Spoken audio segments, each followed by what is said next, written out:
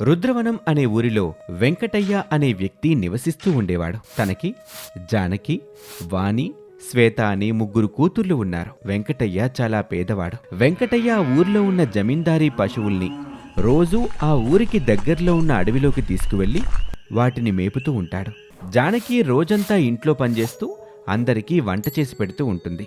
పైగా బయట పనులకి కూడా వెళ్తూ వెంకటయ్యకి చేదోడు వాదోడులా ఉంటుంది.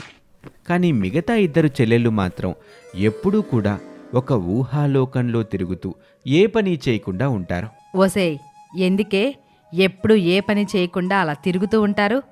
ఏదైనా పని చేయొచ్చు కదా. అని జానకి అడిగింది. అప్పుడు వాణి, అక్క, ఇప్పుడు పని చేసి ఆ డబ్బులతో కోటీశ్వరులం అయిపోతావా ఏంటి? ఇలా కష్టపడి పని చేయడం మా వల్ల కాదు.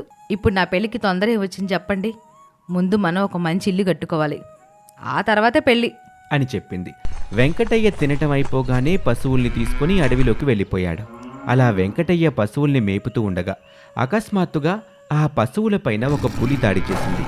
దాంతో భయంగా పశువులన్నీ దూరంగా పరిగెడుతూ ఉన్నాయి.